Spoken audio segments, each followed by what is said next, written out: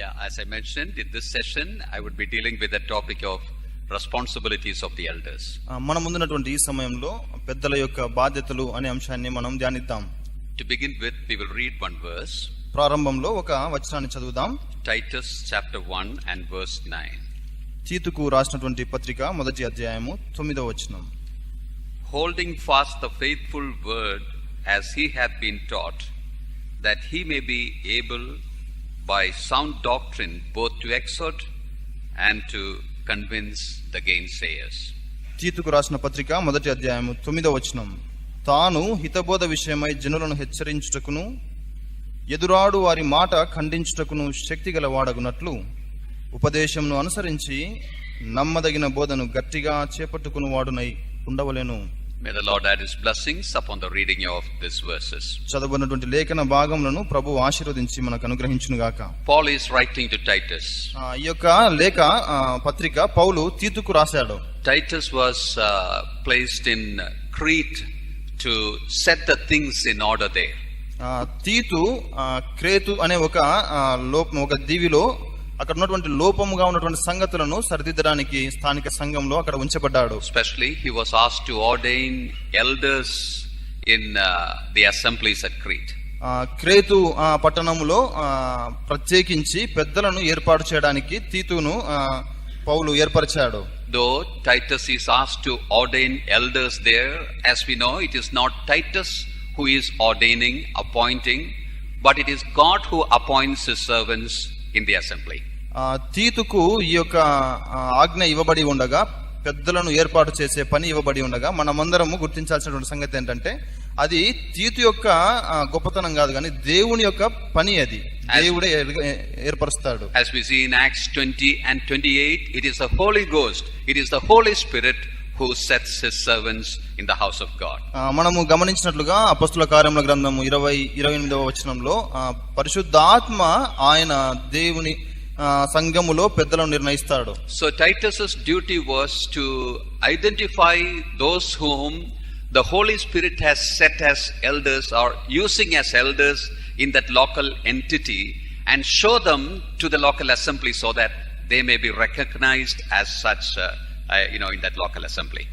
ఈ విధమైనటువంటి ఏర్పాటు ఉండగా తీతు యొక్క పని ఏంటంటే దేవుడు ఎవరినైతే ఏర్పాటు చేశాడో పరిశుద్ధాత్మ ప్రేరేపణ ద్వారా ఎవరైతే పెద్దలుగా పనిచేస్తుంటున్నారో లేకుంటే అటువంటి అర్హతలు నిర్వహిస్తుంటున్నారో వారిని స్థానిక సంఘం ముందర నిలవబెట్టి వారిని ప్రత్యేకించడమే.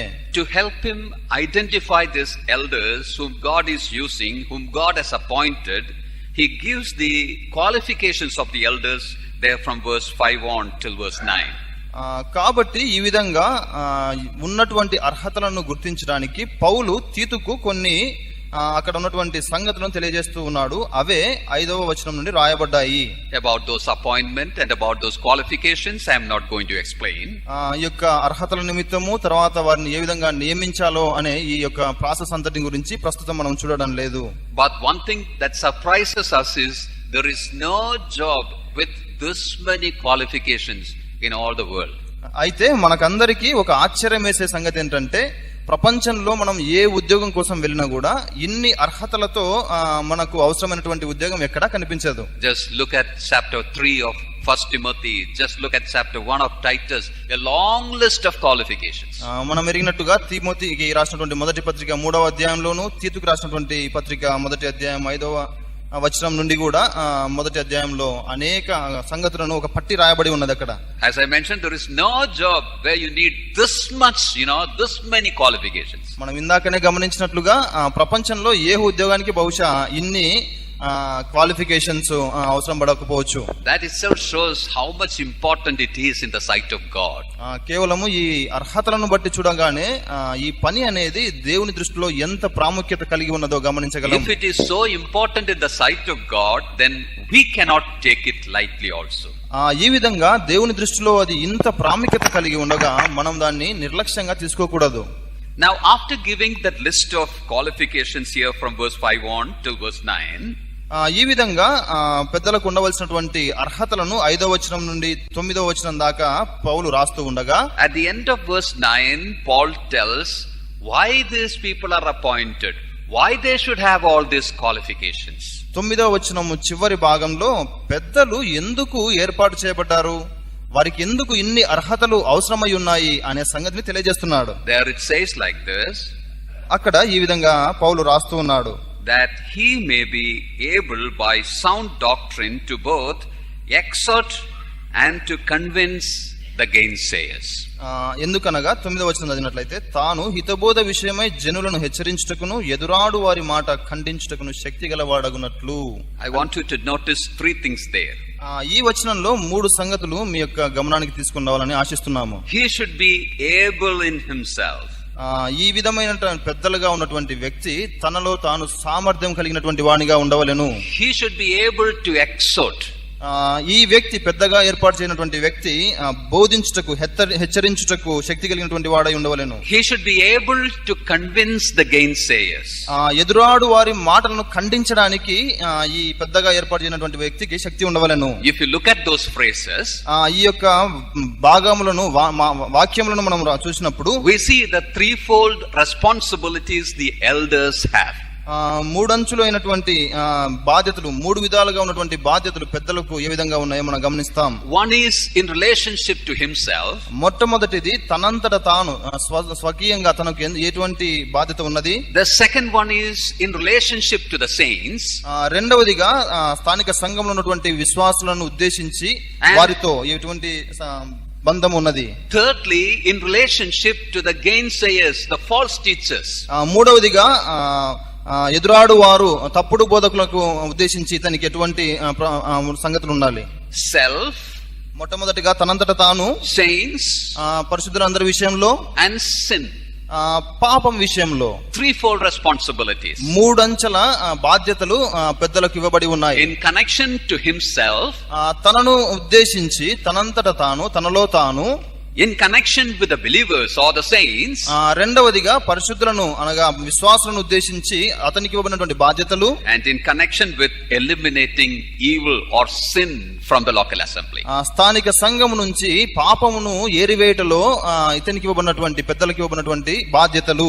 These are the responsibilities of the elders. పెద్దలకు ఇవ్వబడినటువంటి బాధ్యతలు ఈ విధంగా ఉన్నవి. Before I come to that explanations, దీన్ని మనము కొంచెం విపులంగా చూడక మునుపు, let me just try to elaborate what I mentioned in the morning. ఉదయకాలమున మనము చూసినటువంటి కొన్ని సంగతులను మరలా ఒకసారి జస్ట్ అలా చూద్దాం. In the morning when I was explaining about the authority in the local assembly, ఉదయకాలమున మనము స్థానిక సంఘములో ఉన్నటువంటి అధికారం గురించి వివరిస్తూ ఉన్నప్పుడు, we saw that the Lord himself is the Lord of the churches.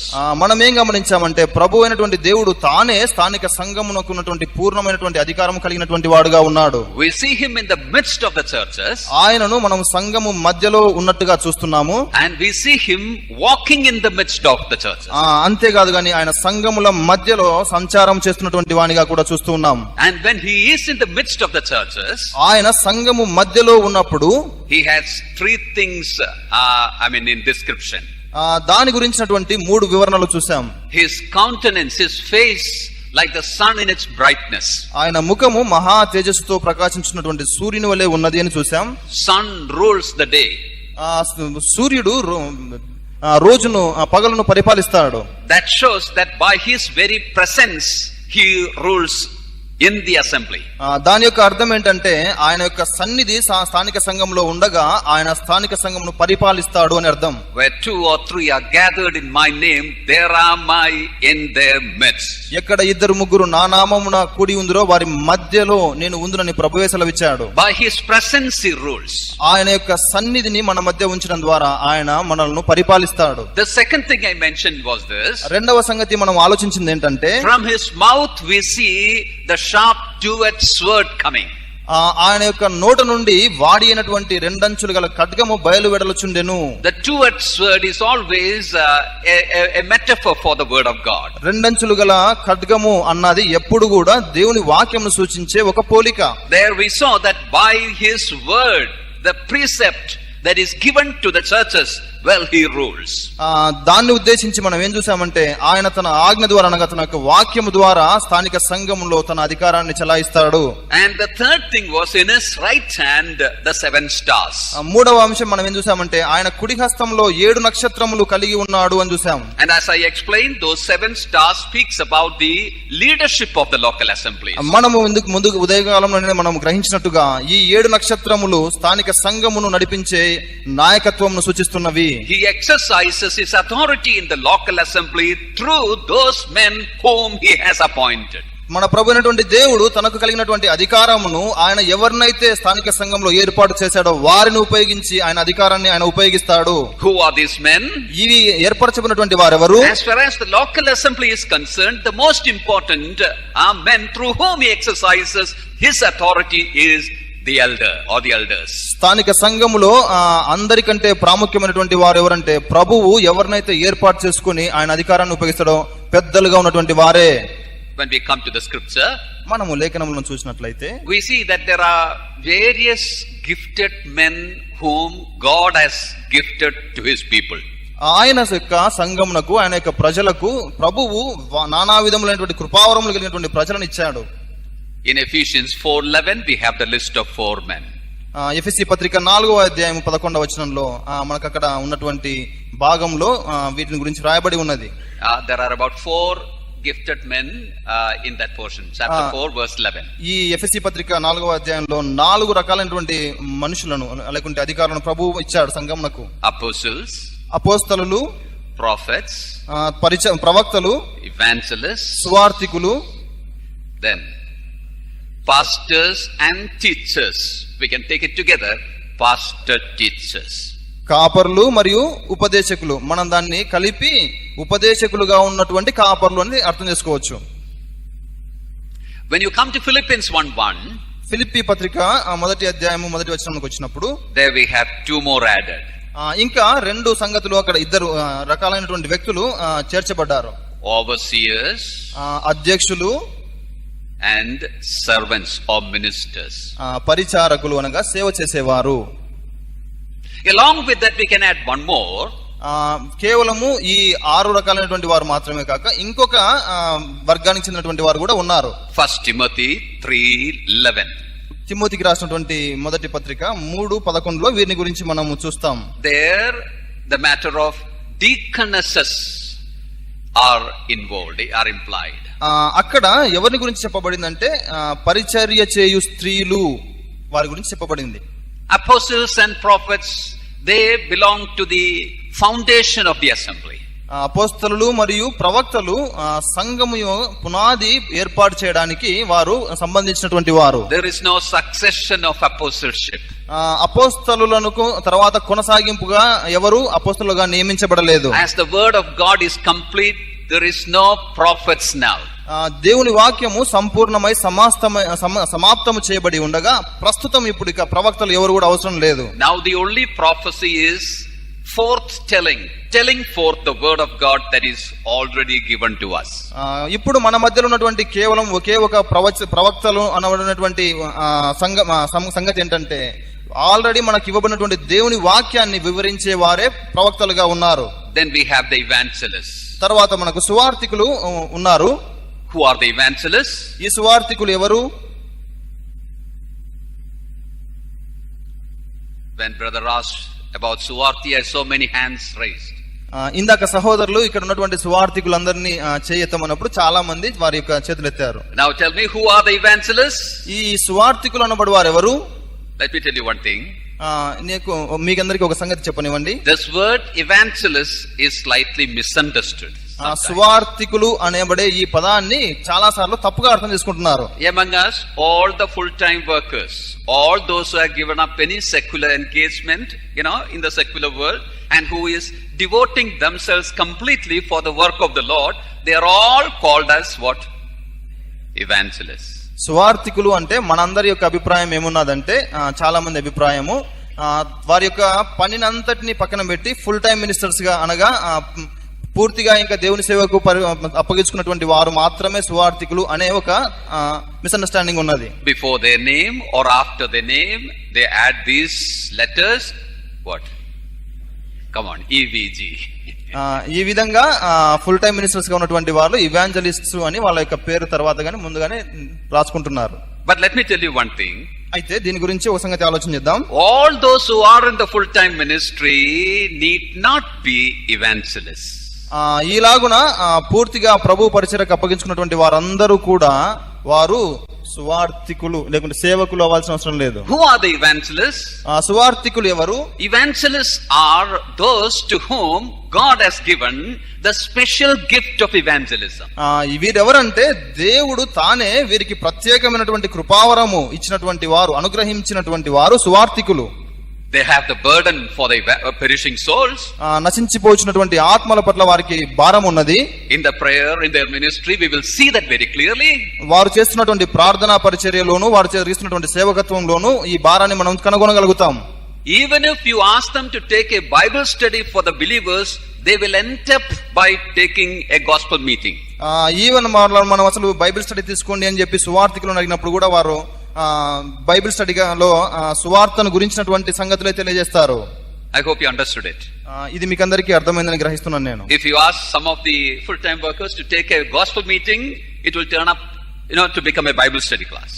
ఈ విధంగా సంపూర్ణ సేవకు అర్పగించుకున్నటువంటి వారిని సువార్థికులను మనము బైబిల్ అధ్యయనం కొరకు కనుక ఆహ్వానించినట్లయితే వారు ప్రారంభించిన తర్వాత మొత్తానికి దాన్ని సువార్త పరిచర్యగా, సువార్త కుటికగా నిర్వహిస్తారు. For some of them, if you ask them to take a Bible study, well, it becomes a gospel meeting. ఈలాగున సువార్థికులు అనబడేటువంటి వారు నిజంగా వారు దాంట్లో ఇన్వాల్వ్ అయిపోవడం వల్ల వారు ఏం చెప్పినా కూడా సువార్త కుడికగా జరుగుతూ ఉన్నది. It's not their problem. అది వారి యొక్క సమస్య కానే కాదు. That's their gift. వారికి ప్రభు ఇచ్చినటువంటి కృపావరం అది. That's their burden. వారికి ప్రభు అనుగ్రహించినటువంటి భారము. So when these evangelists to whom that gift of evangelism is given, when they minister, you will see the sinners coming to the Lord also. ఈ విధమైనటువంటి కృపావరం కలిగినటువంటి సువార్థికులు సువార్త ప్రకటన చేసినప్పుడు పాపులు ఒప్పింపబడి ప్రభు అయినటువంటి యేసుక్రీస్తు దగ్గరికి రావడం జరుగుతుంది. Such are the evangelists. ఇటువంటి వారు సువార్థికులుగా పరిగణించబడ్డారు. I'm not asking you to remove that. మీరు అందరూ పేర్ల మధ్య రాసుకునే సువార్థికులు అనే దాని గురించి నేను దాన్ని తీసేయమని చెప్పడం లేదు, కానీ keep it, don't worry, but always remember that this is a fact. పేర్ల గురించి రాయడం గురించి మనం పెద్దగా ఆలోచించాల్సిన అవసరం లేదు, కానీ ఇది సత్యము. సువార్థికులు ఈ విధంగా ఉండాలనే సంగతి మనం గమనించగలిగితే, నేర్చుకోగలిగితే అదే చాలా సంతోషం. Now the fourth one there is pastor teachers. ఇంకొకరిని మనం చూసాం కదా, ఉపదేశకులైనటువంటి కాపరులు. Who are these pastor teachers? ఉపదేశకులుగా ఉన్నటువంటి కాపరులు ఎవరు? There are various ways in which it is explained. దీన్ని అర్థం చేసుకోవడానికి మనకు అనేక విధాలు ఉన్నాయి. But this is the way that I explain it. నేను ఈ విధంగా మీకు దీన్ని వివరించాలనుకుంటున్నాను. Those pastor teachers are the teachers to whom the Lord has given that gift of teaching the deep things of the scriptures. ఉపదేశకులుగా ఉన్నటువంటి కాపర్లు అంటే ఎలాగ అర్థం చేసుకోవచ్చు అంటే, ఎవరైతే ఉపదేశిస్తూ ఉంటున్నారో వీరు దేవుని యొక్క మర్మములను, గూఢమైనటువంటి సంగతులను వివరించగలుగుతారో వారే ఉపదేశకులైనటువంటి కాపర్లు. The ministry of apostleship and prophecy, they are not limited to a place. అపోస్తలులు మరియు ప్రవక్తలు అనే వారి యొక్క స్థానము ఒక స్థలమునకు సంబంధించింది కాదు. Similarly, evangelists and pastor teachers, they also have a wider ministry. ఏ విధంగా అపోస్తలులు మరియు ప్రవక్తలు అనేక చోట్ల తిరిగి పరిచర్య చేశారో, ఆ విధంగా సువార్థికులు మరియు కాపరులుగా ఉన్నటువంటి ఉపదేశకులు కూడా వారు అనేక స్థలములలో పరిచర్య చేస్తూ ఉంటారు. They are not limited to a locality. వారు ఒకే ఒక స్థలమునకు పరిమితమైనటువంటి వారు కారు. Now number 5, మనము ఐదవదిగా చూసినటువంటి వారు ఉన్నారు, overseers. వారు అధ్యక్షులు. Philippians 1:1 we saw that. ఫిలిప్పీలకు రాసినటువంటి పత్రిక 1వ అధ్యాయం 1వ వచనంలో వీరి గురించి మనం చూసాం. Who are the overseers? అధ్యక్షులను పిలువబడు వారు ఎవరు? There are 3 titles given to them. అధ్యక్షులకు 3 పేర్లు ఇవ్వబడ్డాయి కొత్త నిబంధనలో. Overseers, అధ్యక్షులు, pastors or shepherds, కాపరులు, సేవకులు, and elders. పెద్దలు. Elders shows their maturity, spiritual maturity. పెద్దలు అనే పదము మనం ఎలాగ అర్థం చేసుకోవచ్చు అంటే వారికి కలిగి ఉన్నటువంటి ఆత్మీయమైనటువంటి పరిపక్వత. Shepherds or pastors tells about their function. సేవకులు అనగా సేవ చేసేవారు అనగా వారు పని చేసే పనిని తెలియజేస్తూ ఉంది. కాపర్లు, pastors, that is shepherds. కాపర్లు లేకుంటే సేవకులు వారు చేసే పనిని తెలియజేస్తూ ఉంది. No, I didn't say about the shepherds. కాపర్లు. Yeah. That tells about their function. కాపర్లు అనే ఈ పదము వారు చేసే పనిని తెలియజేస్తూ ఉంది. And overseers, that speaks about the position that they have over the saints. అధ్యక్షులు అని పిలువబడేవారు స్థానిక సంఘంలో ఉన్నటువంటి పరిశుద్ధుల పైన వారికి ఉన్నటువంటి స్థానమును తెలియజేస్తూ ఉంది. All these three belongs to that same group of people, the elders. అధ్యక్షులు లేదంటే పెద్దలు అని పిలువబడే వారికి ఈ మూడు విధాలైనటువంటి పరిచర్యలు ఉన్నాయి. And don't mix up this elders with the pastor teachers which I mentioned in Ephesians 4:11. అధ్యక్షులుగా పిలువబడే వారు వేరు, కాపర్లుగా ఉండే ఉపదేశకులు వేరు. ఈ ఇద్దరిని కూడా మనము ఒకే అని అనుకోవడానికి అవకాశం లేదు. That pastor teachers are the teachers who have a wider ministry of teaching. ఉపదేశకులుగా ఉన్నటువంటి కాపర్లు వారికి చాలా పెద్ద పరిధి ఉన్నది. వారు అనేక స్థలములలో వెళ్లి పరిచర్య చేస్తూ ఉంటారు. A good example is Apollos. ఒక ఉదాహరణ చూసినట్లయితే అపోల్లో అని పిలువబడే ఒక మనకు సంఘంలో కనబడే ఒక వ్యక్తి. He moved around and he strengthened the believers everywhere. Apollo అనేక స్థలములను సంచరించి అక్కడ ఉన్నటువంటి స్థానిక సంఘంలో ఉన్నటువంటి విశ్వాసులను బలపరిచాడు. But the overseers in Philippians 1:1, it's the elders, it's the pastors in the local assembly. Philippi పత్రిక 1వ అధ్యాయం 1వ వచనంలో మనకు కనబడే అధ్యక్షులు అని పిలువబడేవారు వారు స్థానిక సంఘమునకు పరిమితమై ఉంటారు. Do we have pastors? మన సంఘంలో మనకు కాపర్లు ఉన్నారా? If you have some people like that, oh no brother, we are not Pentecostals, we are brethren. మనల్ని అడిగినట్లయితే మేము పెంతెకోస్తు తెగకు చెందినటువంటి వారం కాదు, మేము బ్రదరన్ అని చెప్తాం మనం. See, we don't have a pastor over a local assembly. మనకు ఒక స్థానిక సంఘానికి ఒక కాపరి అని మనము ఇటువంటి సిద్ధాంతం మనకు ఉండదు. We don't have a pastor, a single pastor appointed over the local assembly. స్థానిక సంఘము మీద ఒక సేవకుడు లేకుంటే ఒక కాపరి నియమించబడడం అనేది జరగదు మన దగ్గర. But we have pastors, plural, pastors in the local assembly. స్థానిక సంఘంలో మనకు కాపరులు ఉంటారు, అది బహువచనం, గమనించండి. I hope it's clear. ఇది అర్థమైంది అనుకుంటున్నాం. Those are the elders. Those are the elders. ఈలాగున కాపర్లుగా పరిగణించబడేవారు పెద్దలు.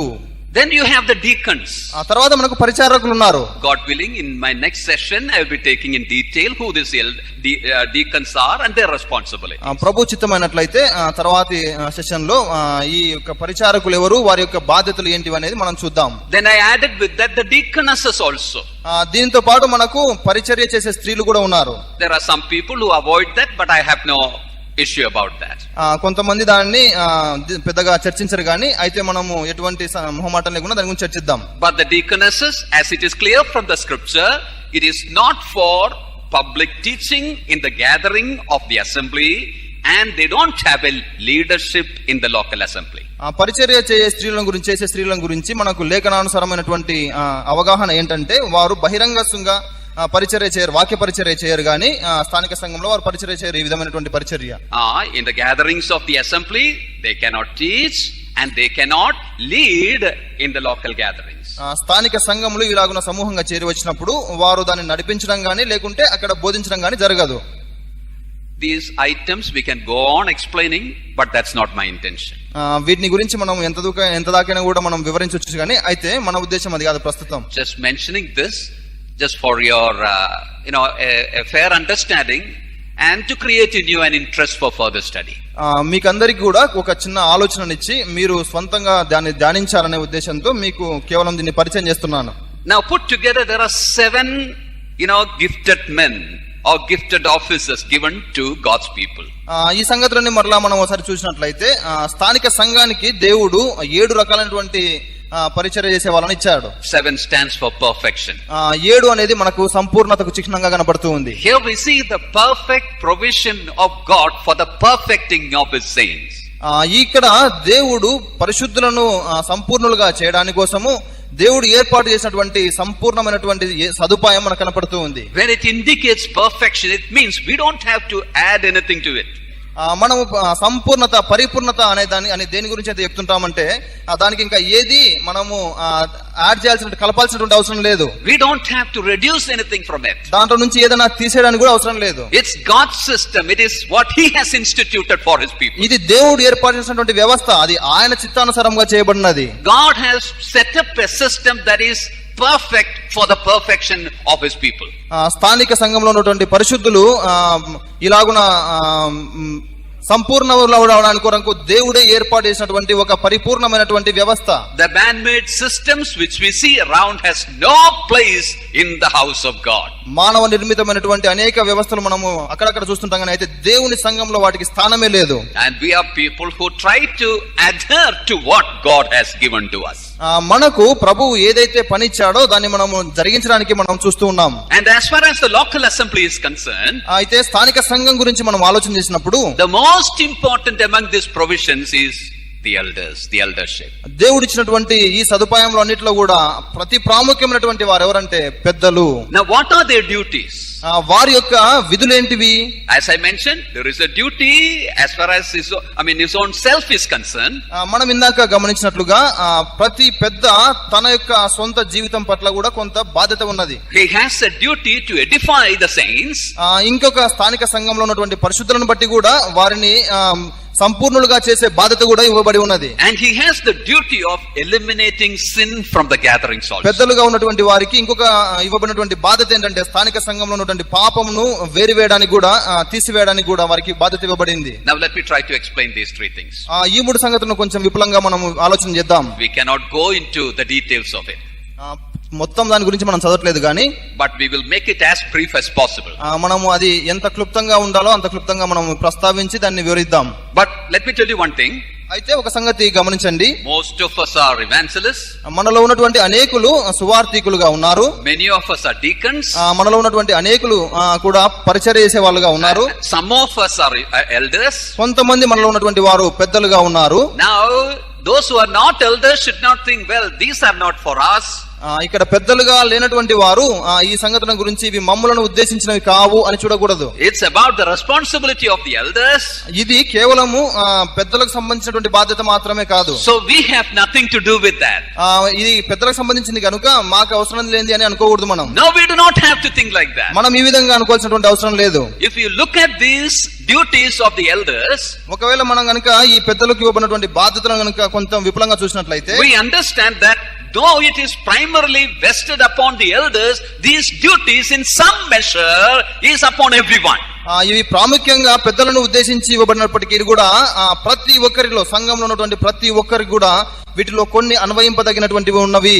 What I mean is we all have to give heed to what is going to be explained. నేను చెప్పదలుచున్న సంగతి ఏంటంటే మనమందరం కూడా ఇప్పుడు మనకు కొన్ని నిమిషాలు చెప్పబోయే సంగతులను చాలా జాగ్రత్తగా ఆలోచన చేయాలి. Now the first one I said is duty to oneself. మొట్టమొదటిగా మనం పెద్దల గురించి మనము ఆలోచించింది అంటే పెద్దలు తమకు సొంతంగా ఇవ్వబడినటువంటి కొన్ని బాధ్యతలు, తమ పట్ల తాము కలిగినటువంటి బాధ్యతలు ఉన్నవి అని చెప్పాం. Come to Acts 20:28 once again.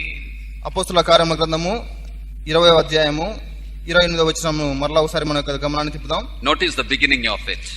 20వ అధ్యాయము 28వ వచనం. Take heed therefore unto yourselves and to the flock. అక్కడ వ్రాయబడినటువంటి ఈ పదాన్ని చూడండి. ఆ యావత్తు మందను గూర్చియు మీ మట్టుకు మిమ్మును గూర్చియు అని తెలుగులో రాయబడింది, కానీ ఇంగ్లీష్ లో మొదట మిమ్మును గూర్చియు అని వ్రాయబడి ఉన్నది. In English it starts with the responsibility of to himself, to oneself. ఇక్కడ ఇంగ్లీష్ లో పుస్తకంలో మనకు బైబిల్ గ్రంథంలో ఏం రాయబడి ఉందంటే పెద్దలు తమ పట్ల తాముకు కలిగినటువంటి బాధ్యతను గురించి ఫస్ట్ మొట్టమొదటగా వ్రాయబడి ఉన్నది. Take heed therefore unto yourselves. కాబట్టి మీ యొక్క మిమ్మును గూర్చి పూర్ణ జాగ్రత్త కలిగి ఉండు అని చెప్తున్నది. Yourselves first. మొట్టమొదట మిమ్మును గూర్చి మీరే జాగ్రత్త కలిగి ఉండాలి. Come to 1 Timothy chapter 4. తిమోతికి రాయబడినటువంటి పత్రిక, మొదటి పత్రిక 4వ అధ్యాయానికి మన యొక్క గమనాన్ని తిప్పినట్లయితే look at verse 16. 16వ వచనం, 4:16.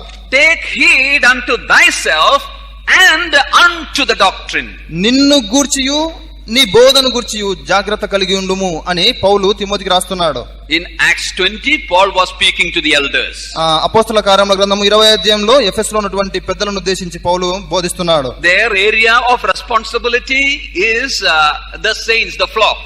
అక్కడ ఏర్పాటు చేయబడినటువంటి పెద్దల యొక్క బాధ్యత ఏంటంటే అక్కడ స్థానిక సంఘంలో ఉన్నటువంటి పరిశుద్ధులే. As far as Timothy was concerned, అయితే తిమోతి గురించి మనం ఆలోచన చేసినప్పుడు his primary area ministry given to him was in connection with the teachings, doctrine.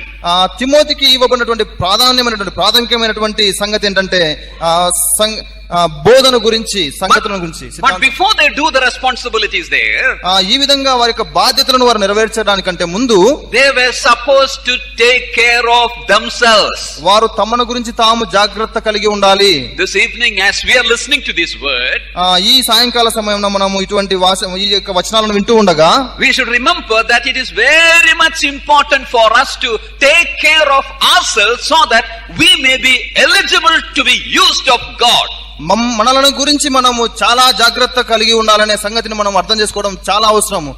ఈ విధంగా మనము దేవుని యొక్క పని చేయాలంటే, as we see in various portions of the scripture, మనం అనేక ఇతర భాగాలలో కూడా లేఖనంలో చూసినట్లయితే, if we don't keep ourselves clean, our master cannot use us. మనల్ని గనుక మనం పరిశుద్ధమైనటువంటి పాత్రలుగా ఉంచుకున్నట్లయితే మన యొక్క యజమానుడు మనల్ని ఉపయోగించలేడు. He looks for clean vessels. ఆయన పరిశుద్ధమైనటువంటి పాత్రల గురించి వెతుకుతూ ఉన్నాడు. If we do not exercise our own spiritual gifts and maintain it, God cannot use us. మనము ప్రభు మనకు అనుగ్రహించినటువంటి కృపావరములను మనం గనుక సరిగా ఉపయోగించుకోనకుండా మనల్ని మనం పవిత్రులముగా చేసుకున్నట్లయితే ప్రభు ఎన్నటికీ మనల్ని ఉపయోగించుకోలేడు. If we don't keep our relationship with others right, God cannot use us. మనము ఇతరులతో కలిగి ఉండవలసినటువంటి సంబంధాలను గనుక మనం సరిగా ఉంచుకున్నట్లయితే దేవుడు మనల్ని ఉపయోగించుకోలేడు. We should remember that our utility of our life depends upon our relationships. మనము గమనించాల్సినటువంటి ఒక సంగతి ఏంటంటే మన యొక్క జీవితంలో మనము ఉపయోగించబడే విధానము దేని మీద ఆధారపడి ఉంటుందంటే మనము కలిగి ఉన్నటువంటి సంబంధాలను బట్టియే. If God should use us, it is necessary for us to keep right fellowship with Him. మనము ప్రభు చేత ఉపయోగించబడవాలని మనం ఉద్దేశించినట్లయితే మనకి ఇది తప్పనిసరిగా ప్రభువుతో మనం సరైనటువంటి సంబంధం కలిగి ఉండడం అత్యంతమైనటువంటి ఆవశ్యకతగా ఉన్నది. So there are various areas where we have to take care of ourselves so that we may be found useful in His eye. ఈలాగున పెద్దలుగా ఉన్నటువంటి మనకు అనేక సంగతులు ఇవ్వబడి ఉండగా మనము చాలా జాగ్రత్తగా మనము ఆలోచన కలిగి ఉండాలి. If we are not able to take care of ourselves, we will not be able to take care of others. మనము మనల్ని గురించే జాగ్రత్త కలిగి ఉండలేకపోతే ఇతరుల గురించి మనం ఎలాగూ జాగ్రత్త కలిగి ఉండగలము? When we travel in the flight, in the aeroplane, మనము ఏదైనా గాని ఒక విమానాన్ని ఎక్కి వెళ్తున్నాం అనుకోండి, before the flight takes off, there are many announcements made. విమానము ఆకాశంలోనికి ఎగరక ముందుకు అనేకమైనటువంటి ప్రకటనలు చేస్తారు అక్కడ. Some of you might have heard all that. మనలో కొంతమంది దీని గురించి తెలిసి ఉండవచ్చు. Many instructions are given. అనేక ప్రకటనలు, సలహాలు, సూచనలు వాళ్ళు ఇస్తారు. If at all the flight falls into the water, keep your heads down, things like that. ఒకవేళ ఈ యొక్క విమానం కనుక నీళ్ళలో కూలిపోయినట్లయితే మీరు మీ యొక్క తల ఉంచండి, అలాంటి అనేకములు చెప్తారు వాళ్ళు. I don't know in the water how it helps. దాని గురించినటువంటి ప్రిన్సిపల్స్ అని మనకు తెలియదు. Okay, one of the instructions is this. అయితే వారు ఇచ్చేటువంటి ప్రకటనలో ఒక ప్రాముఖ్యమైనటువంటి ఒక ప్రకటన ఏంటంటే, if oxygen is less in the cabin, విమానంలో గనుక ఆక్సిజన్ స్థాయి గనుక పడిపోతూ ఉన్నట్లయితే you will find difficulty in breathing. మీరు ఊపిరి పీల్చుకోవడంలో కష్టపడతారు, ఇబ్బంది ఎదురవుతుంది. So this announcement will be, just above you there is a place, and from there one mask will fall down. విమానంలో సీటు పైన ఒక మాస్క్ ఉంటుంది, and you have to fix it on you. ఆ మాస్క్ తీసుకొని మనం అమర్చుకోవాలి అని చెప్తారు. That's the oxygen mask. ఈ మాస్క్ ద్వారా మనకు ఆక్సిజన్ అందుతుంది. So this instruction is given. ఇటువంటి సలహా ప్రకటన ఒకటి ఇచ్చారు. When they give this instruction, ఈ విధమైనటువంటి ప్రకటన వారు చేస్తూ ఉన్నప్పుడు they say another thing also. ఇంకొక సంగతిని కూడా వారు చెప్తారు. If at all there is children traveling with you, ఒకవేళ మీతో పాటు గనుక పిల్లలు కూడా ప్రయాణిస్తున్నట్లయితే, before fixing this mask on their face, వారి యొక్క ముఖమునకు ఈ మాస్క్ మనము అమర్చక ముందు see that you fix it on yourself first. మొట్టమొదట ఫస్ట్ మీరు అమర్చుకోండి అని చెప్తారు వాళ్ళు. Before you take care of the children, take care of yourself. That's what it means. దాని యొక్క అర్థం ఏంటంటే మీ పిల్లల గురించి మీరు జాగ్రత్త తీసుకోవడానికంటే ముందు ఫస్ట్ మిమ్మల్ని గురించి మీరు జాగ్రత్త తీసుకోండి అని దానికి అర్థం. Because if you take time to take care of your child and your oxygen goes very low, and if you die, well, everything will be of no use at all. దాని యొక్క అర్థం ఏంటంటే మనము మన యొక్క పిల్లల గురించి మనం ఆలోచన చేస్తూ ఈ లోపల మనకే ఆక్సిజన్ అందకపోతే తర్వాత అది చాలా పెద్ద ప్రమాదకరంగా ఉండే అవకాశం ఉన్నది. So take care of yourself first. కాబట్టి మిమ్ముని గురించి మొట్టమొదటగా మీరు జాగ్రత్త కలిగి ఉండండి, Then others. తరువాత ఇతరులకు. Whenever I hear this announcement, I remember these passages. ఈ విధమైనటువంటి ప్రకటన విమానంలో మనకు నేను విన్న ప్రతిసారి కూడా ఈ యొక్క లేఖన భాగాన్ని నేను జ్ఞాపకం చేసుకుంటాను. Take heed to yourself. మొట్టమొదటగా నిన్ను గూర్చి నువ్వు జాగ్రత్త కలిగి ఉండు. God in His grace has given us ministry, leadership ministry among His people. ఆ ప్రభువు తన యొక్క మహత్తరమైనటువంటి కృపను బట్టి తన ప్రజల మధ్య మనకు సేవను చేసే అవకాశం As we ఇచ్చాడు. remembered in the morning, it's by grace that He has given it. ఆ పౌలు గురించి మనం చూసినట్లయితే పౌలు ఏం చెప్తాడంటే ప్రభు తన కృప వలనే నాకు ఇది అనుగ్రహించాడని చెప్తాడు. If we have to fulfill that, it's necessary to keep ourselves, fit always. మనము గనుక మనకి ఇవ్వబడినటువంటి పరిచర్యను పూర్తిగా నెరవేర్చాలంటే తప్పనిసరిగా మన గురించి మనం జాగ్రత్త కలిగి ఉండడం చాలా అవసరం. This evening, as we are listening to these words, let us look into our own lives and see how we are in the sight of God. ఈ లేఖన భాగంలోను మనం ఈ సాయంకాల సమయంలో వింటూ ఉండగా మన యొక్క అంతరంగంలోనికి మనం తొంగి చూసుకొని మన జీవితాలు ఏ విధంగా ఉన్నాయి పరీక్షించుకుందాం. Are we usable vessels? ఈ విధంగా మనము అనేక పాఠాలు వింటూ ఉంటాం. Are we available vessels? Are we available? మనము అందుబాటులో ఉంటూ ఉన్నామా? May the Lord help us that if there is anything hindering in us, to be used of the Lord, let's remove it and let's take heed to ourselves first. కనుక మన జీవితంలో ప్రభువునకు ప్రతికూలమైనటువంటిది ఏదైనా ఉన్నట్లయితే ఆయన యొక్క కృప కొరకు మనము కనిపెట్టుకొని దీన్ని తొలగించుకొని ఆయన పని చేయడానికి ముందుకు సాగుదాం. Coming to the second one. రెండవ అంశం గురించి మనం ఆలోచిద్దాం. Edifying the saints. స్థానిక సంఘంలో ఉన్నటువంటి పరిశుద్ధులను మనం క్షేమాభివృద్ధి కలుగజేయాలనే సంగతి. Now, one of the metaphors used for God's people is that metaphor of the flock. దేవుని సంఘమును గురించి గ్రంథంలో వ్రాయబడినటువంటి అనేక పోలికలలో ఒక పోలిక ఏంటంటే మంద అనే పోలిక వాడబడి ఉంది. That is a sheep. మంద అంటే గొర్రెల మంద అని. One fact about the sheep is unless you take care of itself, take care of it, it cannot, live by itself. గొర్రెలకు ఉన్నటువంటి ఒక స్వభావం ఏంటంటే దాని గురించి మనం జాగ్రత్త తీసుకోకపోతే అది జీవించడం కష్టంగా ఉంటుంది. Somebody should take care of it. దాని గురించి ఎవరో ఒకరు జాగ్రత్త ఎప్పుడు వహిస్తూ ఉండాలి. So is the believers also. అదే విధంగా విశ్వాసులు కూడా ఉన్నారు. The blessed thing about the believers, the saints, is that God has set His people to take care of them. విశ్వాసులను ఉద్దేశించి ఒక ఇవ్వబడినటువంటి గొప్ప సంగతి ఏంటంటే వారిని పైన జాగ్రత్త తీసుకునే వాళ్ళను దేవుడు ఏర్పాటు చేసి పెట్టాడు. As we saw earlier, one of the titles given to the elders is shepherds or pastors. మనం ఇందాక చూసినట్లుగా పెద్దలకు ఇవ్వబడినటువంటి ఇంకొక పేరు ఏంటంటే కాపరులు. We are all supposed to look after each other, no doubt. మనము ఒకరిని బట్టి ఒకరి యొక్క యోగక్షేమాలు ఒకరు తెలుసుకోవడము చాలా అవసరమే. But the elders are given a special responsibility for looking after the flock. అయితే పెద్దలకు స్థానిక సంఘంలో ఉన్నటువంటి మందను కాచే ప్రాముఖ్యమైనటువంటి ప్రత్యేకమైనటువంటి బాధ్యత ఇవ్వబడి ఉన్నది. What all are the duties involved in this? పెద్దలకు ఇవ్వబడినటువంటి ఈ బాధ్యతలు ఏంటి? There may be many things. అనేక సంగతులు ఉండి ఉండవచ్చు. But I just want to bring to your attention 4 things. మీ యొక్క దృష్టిలోనికి ఈ సాయంకాలం 4 సంగతులను తీసుకుని రావాలని ఆశిస్తున్నాను. The first one is this. మొట్టమొదటిగా ఏంటంటే they must know the believers. పెద్దలుగా ఉన్నటువంటి వారికి స్థానిక సంఘంలో ఉన్నటువంటి పరిశుద్ధులందరినీ కూడా ఎరిగి ఉండాలి. They must know them. వారందరినీ వీరు తెలుసుకొని ఉండాలి. In John 10:14, యోహాను సువార్త 10:14 వచనంలో we see the words of our Lord Jesus Christ, the good shepherd. మంచి కాపరి అయినటువంటి మన ప్రభు అయినటువంటి యేసుక్రీస్తు యొక్క వచనములు అక్కడ వ్రాయబడి ఉన్నాయి. I know my sheep. నేను నా గొర్రెలను ఎరుగుదును అని ప్రభు చెప్పాడు. Each shepherd should be able to tell that. ఈ విధంగా ప్రతి కాపరి కూడా ఈ యొక్క సంగతిని చెప్పగలిగే స్థితిలో ఉండాలి. I know my sheep. నేను నా గొర్రెలను ఎరుగుదును. You think about a flock. ఒక మంద గురించి ఆలోచన చేయండి. If a stranger looks at it, well, all the sheep looks alike.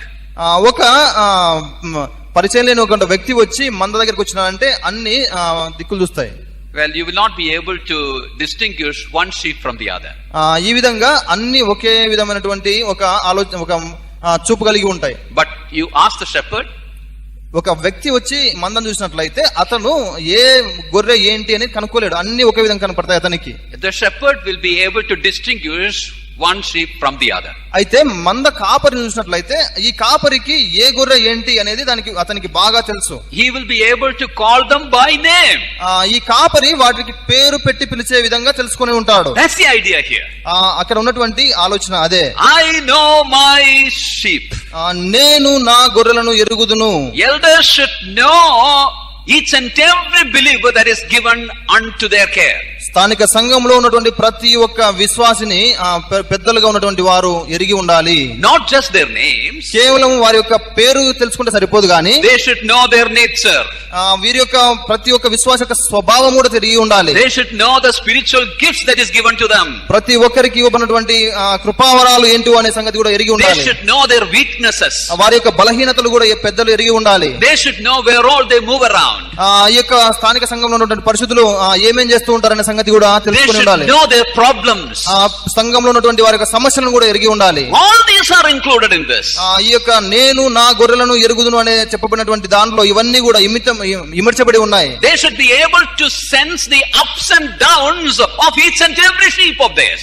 సంఘంలో ఉన్నటువంటి ప్రతి ఒక్క గొర్రె యొక్క ఎత్తుపల్లాలు అన్నిటిని కూడా సంఘంలో ఉన్నటువంటి కాపరులు పెద్దలు ఎరిగి ఉండాలి. Without knowing these things, you will not be able to lead them unto maturity. ఈ సంగతులను గురించి అవగాహన లేనట్లయితే మనం వారిని పరిణతిలోనికి నడిపించలేము. When I say that, I always give this example. దీన్ని నేను వివరించాల్సి వచ్చినప్పుడు అంతా కూడా ఒక ఉదాహరణ ఇస్తాను నేను. That's from my own life. నా యొక్క సొంత జీవితంలో నుంచి ఒక ఉదాహరణ ఇస్తున్నాను. Comes from my school days.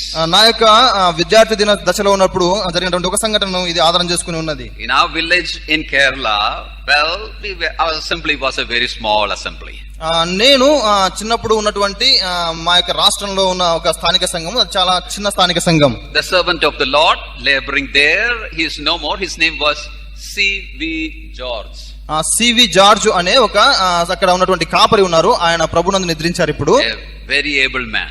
చాలా సామర్థ్యం కలిగినటువంటి ఒక వ్యక్తి. Well known in that time in Kerala. అటువంటి ఉన్నటువంటి స్థలంలో ఆ సమయంలో అతను చాలా బాగా పరిచితమైనటువంటి వాడే. We gathered in his house. వారి యొక్క గృహంలో మేము కూడుకునే వారం. And my place was sitting, along with the children, a few children that were there. అక్కడ మేము కూడుకునేప్పుడు నేను చిన్నవాడిని గనుక అక్కడ ఉన్నటువంటి చిన్న పిల్లలతో కలిసి నేను కూర్చునేవాడిని. Maybe then I was in the 5th standard or 6th standard or something. ఆ వయసులో ఆ యొక్క సమయంలో నా వయసు బహుశా 5వ తరగతి చదివే వయసు ఉండొచ్చు. I'm telling about the Old Testament time. నా యొక్క జీవితంలో పాత నిబంధన గురించి నేను చెప్తున్నాను. There was a preacher who used to come often, visit often in our assembly. మా యొక్క స్థానిక సంఘంకి తరచుగా వచ్చే ఒక ఉపదేశకుడు వచ్చేవాడు. He was very eloquent and a very big preacher in Kerala.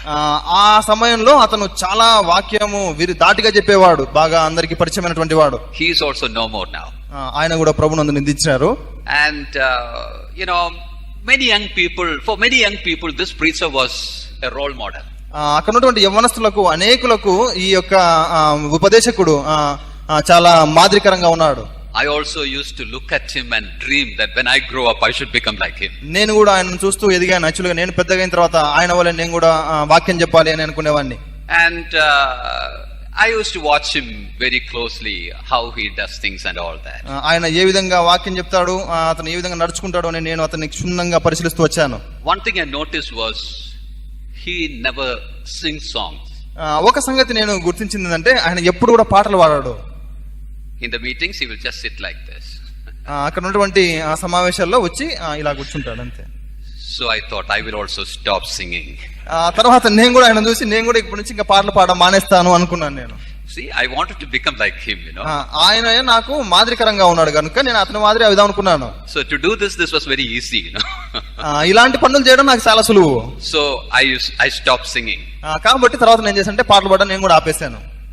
And this servant of the Lord, C.V. George, he noticed this change in me. దేవుని సేవకునటువంటి ఈ CV George గారు నాలో ఉన్నటువంటి ఈ యొక్క మార్పును గమనించాడు. This fellow used to sing loudly every week. ఈ యొక్క వ్యక్తి ఇంత మునుపు బాగా గట్టిగా పాడేవాడు.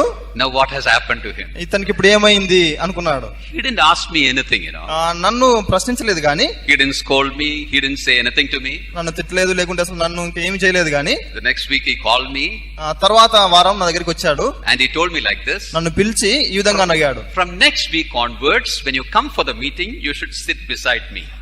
వచ్చే వారం నుంచి కూడా నువ్వేం చేయాలంటే నా పక్కన కూర్చోవాలి అని చెప్పాడు. And then he gave me a hymn book. తర్వాత అతను నాకు ఒక కీర్తన బుక్ కూడా ఇచ్చాడు. Normally we don't carry the hymn book home. మనం అక్కడ మేము మా యొక్క స్థానిక సంఘంలో కీర్తన బుక్ ను ఇంటికి తీసుకెళ్లిపోయాం. మేము అక్కడ We leave it in the assembly itself. స్థానిక సంఘ బిల్డింగ్ లోనే వదిలి పెడతాం. So he said, from next week you can take this home. ఆయన ఏం చెప్పారంటే వచ్చే వారం నుంచి ఈ పాటల పుస్తకం నువ్వు ఇంటికి తీసుకోపోవచ్చు అని చెప్పాడు. That's all he said. అంతే చెప్పాడు. ఇంకా ఆయన I was happy I got a hymn book. నాకు ఒక కీర్తన బుక్ వచ్చింది కదా అని చెప్పి నేను చాలా సంతోషించాను. I got a promotion in place, to sit with him. నేను అంత ముందు కూర్చునే స్థలం నుంచి నాకు ఇంకో స్థలంలోనికి ప్రమోషన్ వచ్చిందని నేను సంతోషించాను. Next week I sat with him. తర్వాత వారం ఆయన దగ్గర కూర్చున్నాను. నేను I opened the hymn book. ఆ పుస్తకాన్ని నేను ఓపెన్ చేశాను. I started singing. నేను పాడడం ప్రారంభించాను. You understood how he dealt with me. అతను నన్ను ఏ విధంగా నాతో వ్యవహరించడం మీరు అర్థమైందా? What I want you to notice is he saw the change in me. నేను మీకందరికీ చెప్పాల్సిన సంగతి ఏంటంటే నాలో ఉన్నటువంటి మార్పు ఆయన గమనించగలిగాడు. I was a little boy then. నేను చాలా చిన్న పిల్లవాడినప్పుడు, studying in 5th or 6th. 5వ తరగతి నేను చదువుతునేవాడిని. I have no big role in the assembly. నాకేం పెద్ద అక్కడ ఏం పాత్ర ఏం లేదు అక్కడ. I was not even baptized then. నాకు అప్పటికి బాప్తిజం తీసుకున్నటువంటి అనుభవం కూడా లేదు. I was not in fellowship at all. నేను సహవాసంలోనే లేను. But this change that happened in me, he noticed that. నాలో కలిగినటువంటి ఈ చిన్న మార్పును ఆయన చూడగలిగాడు. Without scolding me, without offending me, he gave the right medicine to me. నన్ను అభ్యంతరపరచకుండా, నన్ను దూషించకుండా, తిట్టకుండా నాకు సరైనటువంటి మందు ఆయన ఇవ్వగలిగాడు. Then if he had not done that in that way, అప్పుడు గనుక ఆయన ఆ విధంగా చేయకపోయినట్లయితే probably I would not have been standing here before you and preaching. మీ మధ్యలో నేను ఇలాగున నిలబడి నేను వాక్య పరిచర్య చేసేవాడినే కాకపోయిండొచ్చు బహుశా. Elders, know your people, know how they are, know the changes that's happening in their life. పెద్దలారా, మీ మధ్యలో ఉన్నటువంటి ప్రజలను మీరు గుర్తించండి, వారి యొక్క అవసరతలు గుర్తిరగండి, వారు ఏ విధంగా ఉన్నారో తెలుసుకోండి. And deal with them in the right way and bring them to maturity. వారితో సరి అయినటువంటి విధానంలో ప్రవర్తించి వారికి పరిణతి కలగజేయండి. Knowing them, it's very important. వారిని ఎరగడం ఇది చాలా ప్రాముఖ్యమైనది. Number 2, రెండవదిగా they must feed the believers. వారు స్థానిక సంఘంలో ఉన్నటువంటి విశ్వాసులను వారు పోషించాలి. In Acts 20:28 we see that feed the flock of God. అపోస్తలుల కార్యముల గ్రంథము 20వ అధ్యాయము 28వ వచనంలో మందను కాయుడి అని వ్రాయబడి ఉన్నది. In 1 Peter chapter 5 verses 1 to 3 there also we see that same instruction, feed. పేతురు రాసినటువంటి మొదటి పత్రిక 5వ అధ్యాయంలో కూడా సంఘంను అనగా స్థానిక సంఘంలో ఉన్నటువంటి మందను పోషించండి అని వ్రాయబడి ఉన్నది. There the word used for feed means to shepherd. అక్కడ పేతురు పత్రికలో రాసినటువంటి పత్రికలో పోషించండి అనే దానికి అర్థం ఏంటంటే పై విచారణ చేయండి. So in fact it includes all the shepherding duties. దాని యొక్క అర్థం ఏంటంటే కాపరికి ఉన్నటువంటి పరిచర్య అంతట్లో కూడా ఈ పదంలో ఇమిడి ఉంది అని దానికి అర్థం. Whatever the shepherd does for the flock in a spiritual sense, the elders should do for their flock, for the saints. ఈ యొక్క మనం ఉపమానం చూస్తూ ఉండగా గొర్రెలను ఉపయోగించి మందను ఉద్దేశించి కాపరి ఏ పనులన్నీ చేస్తాడో ఆ పనులన్నిటినీ దానికి ఆత్మీయ అర్థంలో మనము స్థానిక సంఘంలో ఉన్నటువంటి మంద పట్ల జరిగించాలి. But the most important thing in that shepherding duties is to feed the flock. కాపరి జరిగించే అన్నిటికంటే ప్రాముఖ్యమైనటువంటి సంగతి ఏంటంటే సంఘమును పోషించడం. Give them the right food for their spiritual growth. వారి యొక్క ఆత్మీయ పరిణతి కొరకు వారికి సరైనటువంటి ఆహారాన్ని అందించడం. As I mentioned earlier, these are the duties of everyone, no doubt. ఇంతకు మునుపుగా నేను చెప్పినట్లుగానే ఈ యొక్క బాధ్యత సంఘంలో ఉన్నటువంటి ప్రతి ఒక్కరికి కూడా ఇవ్వబడి ఉన్నది. But the elders have a special responsibility of knowing what is the food that is necessary for the flock and feed them with that. పెద్దలుగా ఉన్నటువంటి వారికి ప్రత్యేకమైనటువంటి బాధ్యత ఇవ్వబడింది. ఏంటంటే ఆ సంఘంలో ఉన్నటువంటి వారు ఎవరెవరు ఎటువంటి అవసరతలో ఉన్నారు, ఆత్మీయంగా వారికి అవసరమైనటువంటి పోషణ ఇవ్వడం అన్నది వారికి ఇవ్వబడినటువంటి బాధ్యత. The shepherds, they lead the sheep to the thick pastures. మనకందరికీ ఎరిగినట్లుగా కాపర్లు వారి యొక్క మందలను శాంతికరమైనటువంటి జలములకు నడిపిస్తారు. It's told that they prepare the pastures for the flock. ఈ విధంగా మనము దీని గురించి ఆలోచన చేసినట్లయితే వారు మంద ఎక్కడ వెళ్లి ఉండాలో పచ్చిక కలిగినటువంటి స్థలంలో వారు సిద్ధపరుస్తారు అని దానికి అర్థం. Earlier itself they will go and see the pasture. ముందుగానే వారు మందను తీసుకోక ముందుకు ఒక పచ్చిక బయలును తీసుకొని వెళ్ళి చూస్తారు. Sometimes they put shoots and small plants there which gives vitamin to this flock. కొన్నిసార్లు ఏం చేస్తారంటే వారు అక్కడ ఉన్నటువంటి పచ్చిక బయళ్ళలో వారికి అవసరమైనటువంటి విటమిన్స్ రావాలనే కొన్ని మొక్కలను కూడా వారు అమరుస్తారు. Sometimes they plant also some plants which are good for the sheep.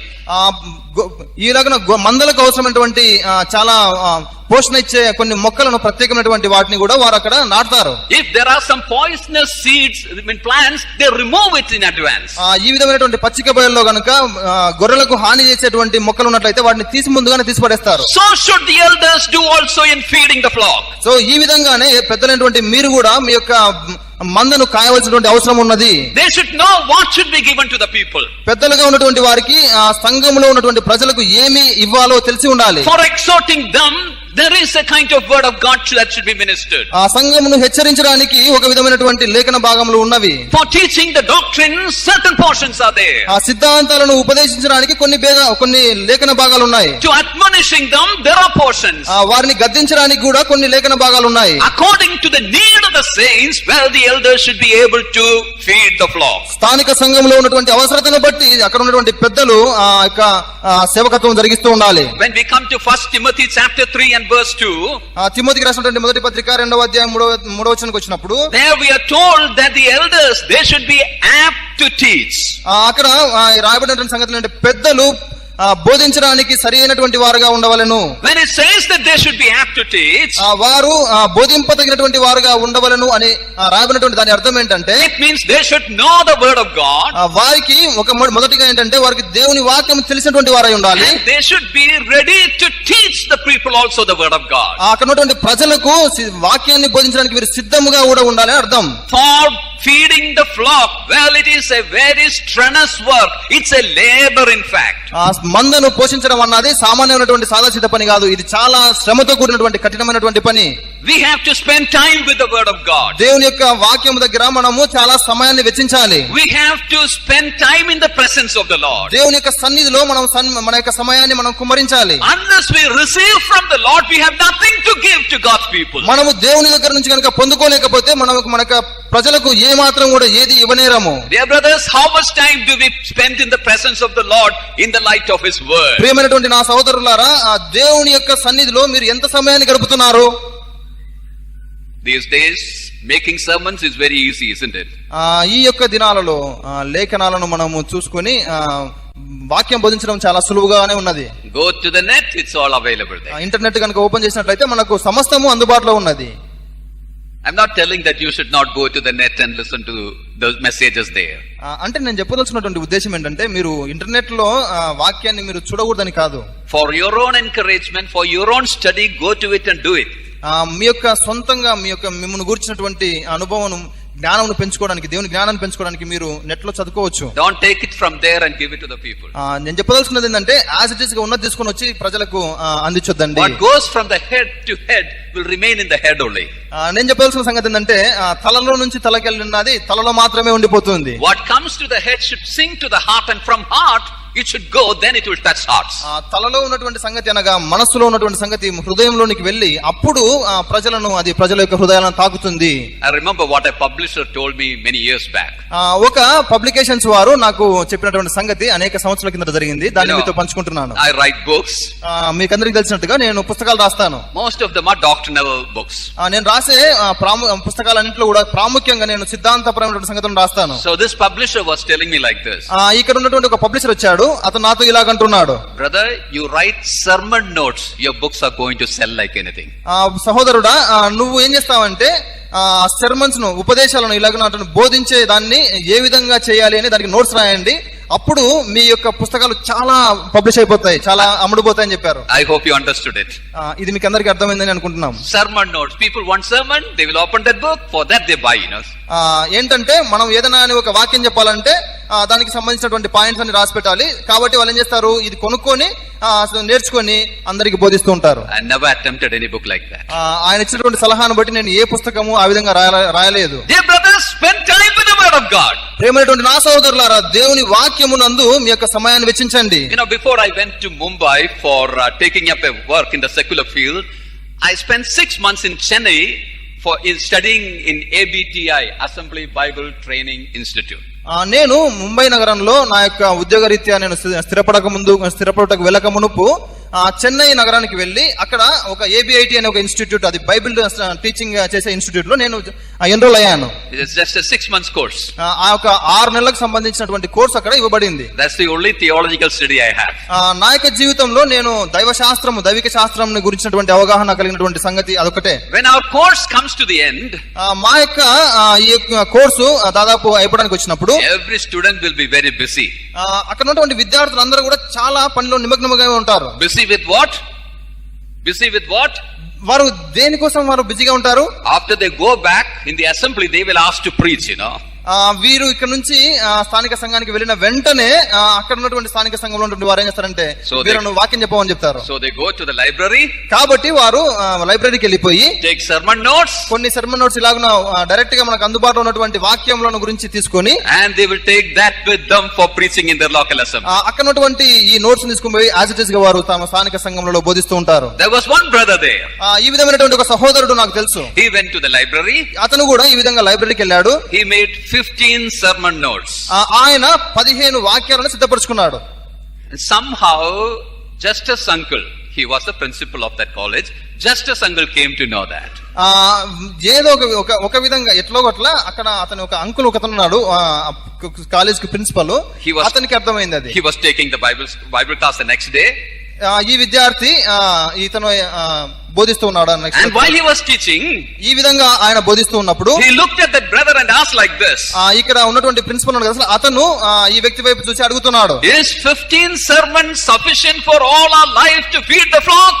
నీవు సిద్ధపరచుకున్నటువంటి 15 ప్రసంగాలు దేవుని యొక్క సంఘమును జీవితాంతం కాయడానికి సరిపోతాయా అని అడిగాడు. This brother was shocked. ఈ వ్యక్తి అసలు ఒకటేసారి ఆశ్చర్యపోయాడు. He didn't know how uncle came to know that. అతనికి ఏ విధంగా ఈ సంగతి అర్థమైందో అతనికి అర్థం కాలేదు. You know what he did? ఈ విద్యార్థి ఏం చేశాడు తెలుసా? That evening he went to the library. ఆ యొక్క సాయంకాలమే లైబ్రరీకి వెళ్ళిపోయి made another 10 and made it 25. తర్వాత ఇంకొక 10 వాక్యాలను కూడా సిద్ధపరచుకొని 25 సిద్ధపరచుకున్నాడు. Dear brothers, this will not work.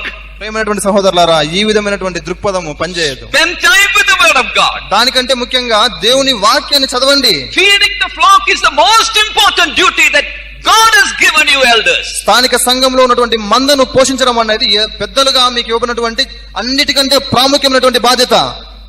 There's a great Bible teacher whose name is Hendrickson. హెన్రిక్సన్ అనే ఉండే ఒక గొప్ప బైబిల్ ప్రసంగికుడు ఉండేవాడు. Those who read books, they may be familiar with this name. పుస్తకాలు చదివే వారికి బహుశా ఈయన యొక్క పేరు పరిచయం ఉండవచ్చు. హెన్రిక్సన్ అతని పేరు. I remember reading what he wrote about one of his teachers. ఆయన తన యొక్క బోధకులను టీచర్స్ ను గురించి రాసినటువంటి ఒక సంగతి నాకు గుర్తుంది. The teacher's name is Merrill C. Tenney. Merrill C Tenney అనే పిలువబడే అతని యొక్క టీచర్ గురించి హెన్రిక్సన్ రాస్తున్నాడు. Those who read books, even that name is also familiar. పుస్తకాలు చదివే వాళ్ళకు ఈ పదం కూడా, ఈ పేరు కూడా బహుశా పరిచయం అయి ఉంటుంది. So Hendrickson says like this. హెన్రిక్సన్ అనే వ్యక్తి ఈ విధంగా చెప్తున్నాడు. We go to the library. మేము లైబ్రరీకి వెళ్తాం. We will see this teacher also there in the library. ఈ యొక్క మాకున్నటువంటి మా టీచర్ కూడా అక్కడ ఉంటాడు. And by late in the night, we students one by one will go. తర్వాత రాత్రి గడిచే కొద్దీ ఒకరొకరు క్రమక్రమంగా వెళ్ళిపోతూ ఉంటారు. But the teacher will be still there. ఆ యొక్క ఉపాధ్యాయుడు మాత్రం అక్కడే ఉంటాడు. Still in his study. ఆయన చదువుతూనే ఉంటాడు. He was a world famous teacher then. ఆ సమయంలో ప్రపంచ ప్రఖ్యాతిగాంచినటువంటి ఉపదేశకుడు అతను. So even after the students go, he is still studying. విద్యార్థులందరూ వెళ్ళిపోయిన తర్వాత కూడా లైబ్రరీలో ఇతను కూర్చొని చదువుతూ ఉంటాడు. In the morning, the students come back. ఉదయకాలమున పర్లా పొద్దున అయిన తర్వాత వాళ్ళు తిరిగి వచ్చినప్పటికీ before them the teacher is there. వారు లైబ్రరీకి రాకముందుకే వాళ్ళ యొక్క ఉపాధ్యాయుడు ఉంటాడు అక్కడ. One day Hendrickson went and asked him like this. ఈ హెన్రిక్సన్ అనే వ్యక్తి ఒక రోజు వెళ్ళి ఆ యొక్క బోధకుని దగ్గరికి వెళ్ళి అడిగాడు, Sir, you are a very world famous teacher. Sir మీరు ప్రపంచ ప్రఖ్యాతిగాంచినటువంటి బోధకులు కదా, You have great knowledge in the scriptures. లేఖనముల గురించినటువంటి అద్భుతమైనటువంటి జ్ఞానం మీకు ఉంది కదా, Why do you toil like this, like these students? మీరు ఎందుకు ఇప్పటికి కూడా మా యొక్క విద్యార్థులు శ్రమ పడినట్టుగానే శ్రమ పడుతూ ఉన్నారు అని అడిగాడు. Why you have to labor like this? నువ్వు ఇంత జ్ఞానం ఉంది కదా, నువ్వెందుకు ఇంత శ్రమ పడాల్సినటువంటి అవసరం వచ్చింది? This is what he answered. అక్కడ ఉన్నటువంటి టీచర్ చెప్పినటువంటి జవాబు ఈ విధంగా ఉన్నది. I do not want my students to drink from the stagnant waters.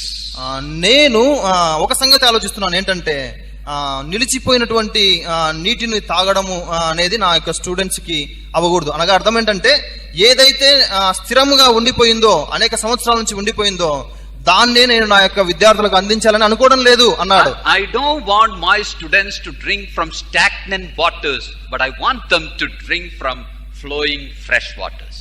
ఈలాగున నిలుపుదలగా ఉన్నటువంటి నిలిచిపోయినటువంటి స్థిరమైనటువంటి నీటిని వారికి నేను అందించదలుచుకోలేదు, కానీ తాజాగా ఉన్నటువంటి ప్రవహించే నీటిని నేను వారికి అందించాలని ఇష్టపడుతున్నానని జవాబిచ్చాడు అతను. పారే నీళ్లు. What are your people drinking? What are your people drinking? మీ యొక్క ప్రజలు ఎటువంటి నీటిని తాగుతున్నారు? Stagnant waters or fresh waters? తాజాగా ప్రవహించే నీరు ఇస్తున్నారా, లేకుంటే ఇక మురిగిపోయినటువంటి నీటిని మాత్రమే అందిస్తున్నారా? Labor with the word of God. కనుక శ్రమపడండి.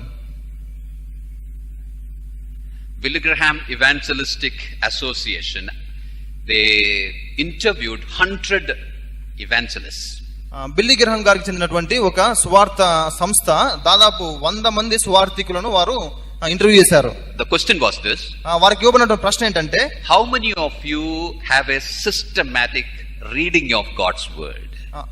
మీలో ఎంతమంది క్రమంగా దేవుని వాక్యాన్ని చదువుతారు? It's told that only 5 said that they have a systematic reading of God's word. క్రమానుబద్ధంగా ఎంతమంది దేవుని వాక్యాన్ని మీరు చదువుతారు అని చెప్పి వారు అడిగారు. Out of 100, just 5. 100 మందిలో కేవలం 5 మంది మాత్రమే అవునన్నారు. It's about the evangelists. వీరు సువార్థికులుగా ఉన్నటువంటి వారు. Then what to tell about the ordinary believers? వారు Then what to tell about ordinary believers? ఈ విధంగా సువార్థికులు ఈ విధంగా ఉన్నటువంటి సమయంలో ఇక సాధారణమైనటువంటి పరిస్థితి ఏంటి? ప్రజల పరిస్థితి ఏంటి? Dear brothers, receive from the Lord and then give it to the people. ప్రేమైనటువంటి సహోదరులారా, ప్రభువునందు పొందుకోండి, ఆ తర్వాత మన చుట్టూ ఉన్నటువంటి ప్రజలకు ఇవ్వండి. Without that we cannot help others to mature in their Christian living. ఈ విధమైనటువంటి ప్రయాస మనం పడకున్నట్లయితే తప్పనిసరిగా మనము మన యొక్క మందను మనము పోషించలేము. I think my time is over. మనకు సమయం అయిపోయిందని అనుకుంటున్నాను.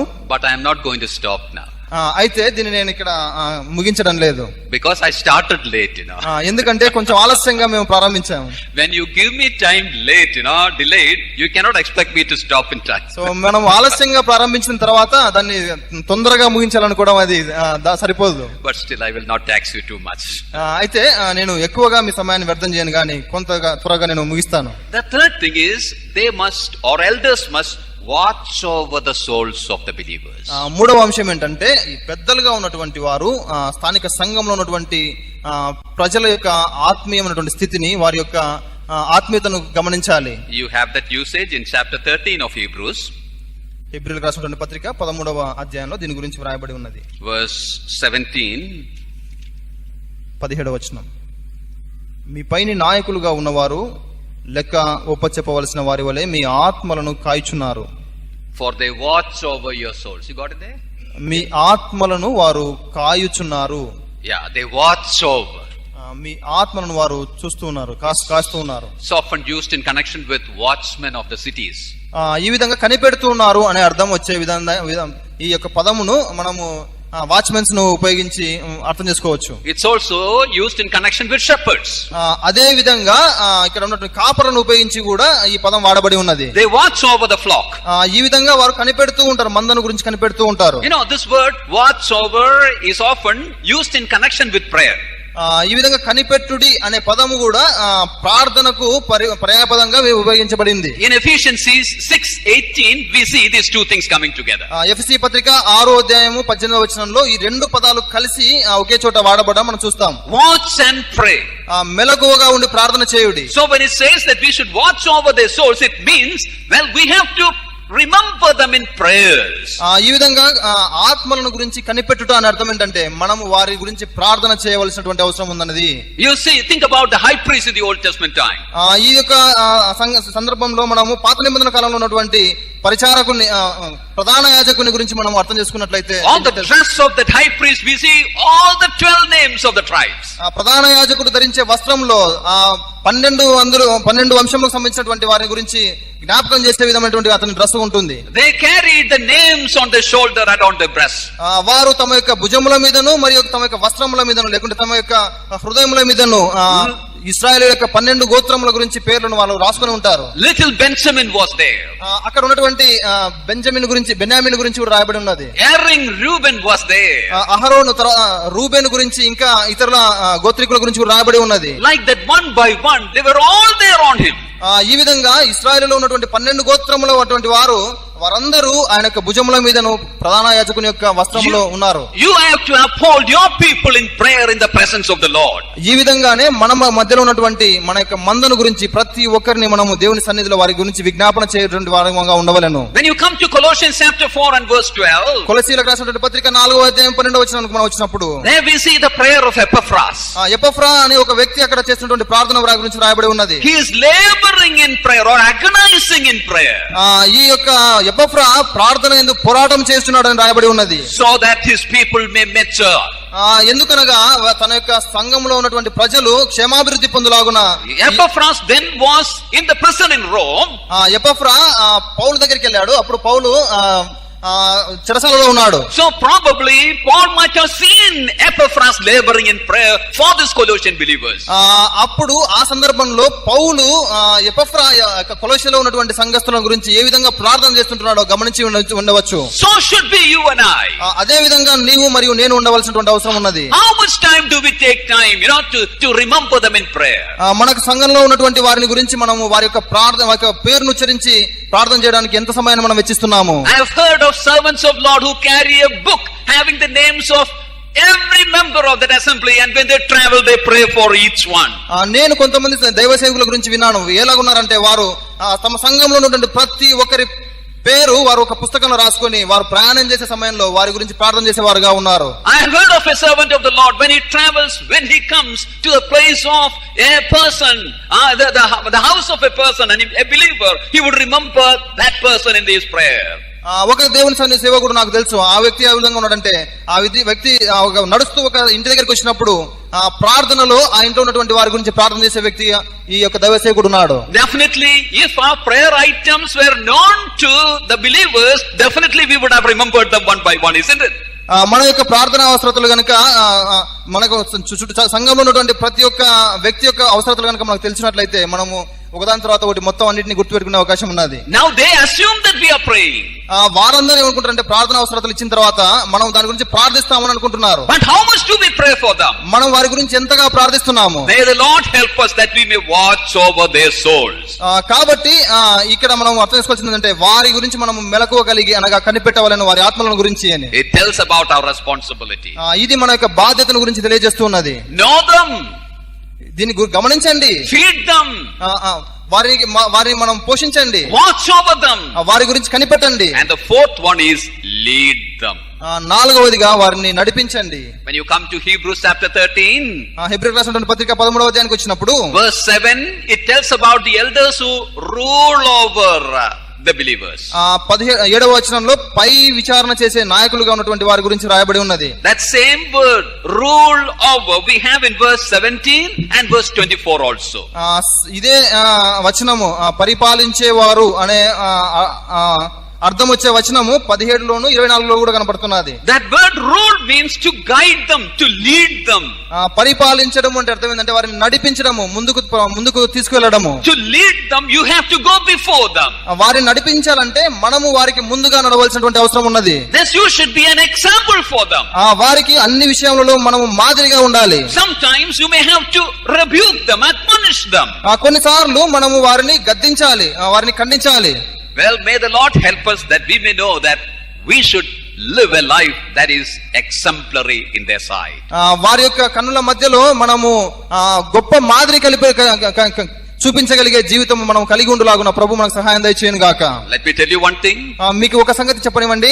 Whether we know it or not, we should remember there are people intentionally or unintentionally walk our footsteps. మనము ఈ సంగతి మనకు తెలిసినా తెలియకపోయినా ఒక సత్యం అయితే ఉన్నది. మన చుట్టూ ఉన్నటువంటి ప్రజలు వారు కావాలనో లేకుంటే ఉద్దేశపూర్వకంగా కాకనో మనం ఎటువంటి జీవితాన్ని జీవిస్తామో వారు అటువంటి జీవితాన్ని జీవిస్తారు. Just think about this. దీని గురించి ఆలోచన చేయండి. Suppose all the believers whom you are caring for in your assembly follow your footsteps and become like you, what will be the condition of the assembly? నీ సంఘంలో ఉన్నటువంటి ప్రజలందరూ కూడా పరిశుద్ధులందరూ కూడా నీ అడుగు జాడలోనే నడుస్తూ నువ్వు ఉన్నట్లుగానే ఉన్నట్లయితే ఆ పరిస్థితి ఏ విధంగా ఉంటుంది ఒకసారి ఆలోచన చేయండి. How their life will be. వారి యొక్క జీవితం ఏ విధంగా ఉంటుందో ఒక్కసారి ఆలోచన చేయండి. May the Lord give us grace that we may know this and order our life in such a way that our life may become exemplary before them. మన యొక్క చుట్టూ ఉన్నటువంటి యొక్క దృష్టిలో మన జీవితము గొప్ప మాదిరిగా ఉండునట్లు ప్రభు మనకు కృపను అనుగ్రహించి దయచేయను గాక. We have a duty to our own self.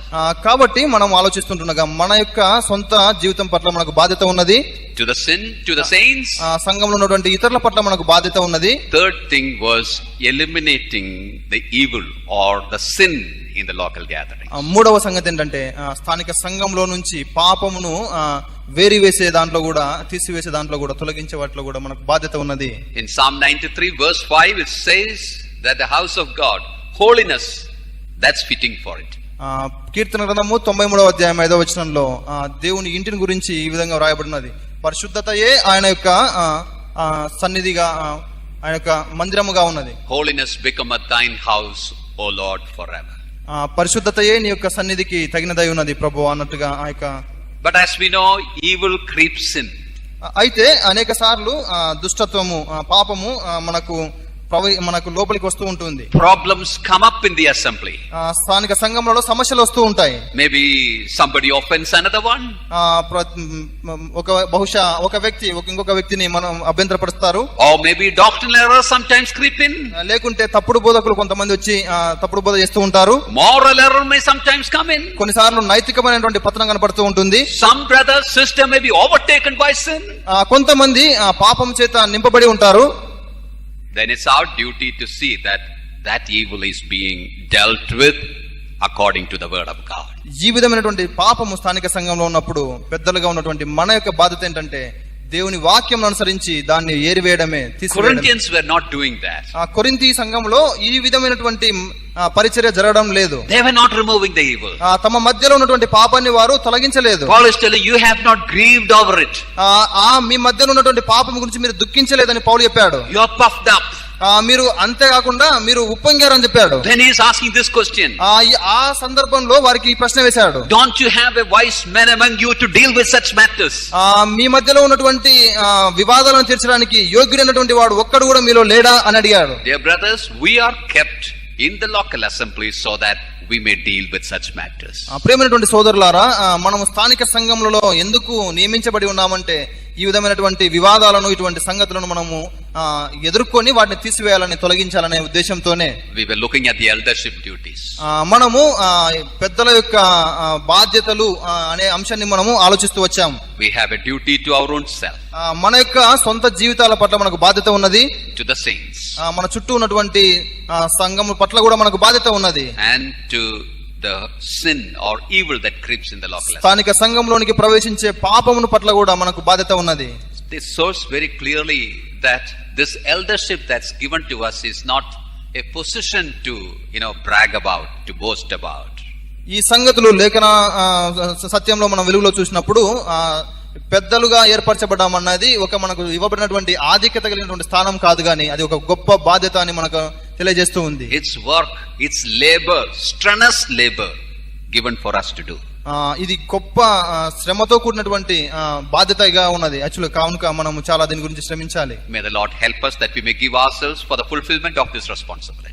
ప్రభువు మనమే దీన్ని నెరవేర్చడానికి అప్పగించుకోవటకు అవసరమైన కృప అనుగ్రహించి సహాయం దయచేయను. May the Lord bless these words into our lives. ఈ యొక్క మనము ధ్యానించినటువంటి దేవుని వాక్యమును ప్రభువే మనకు ఆశీర్వదించును గాక.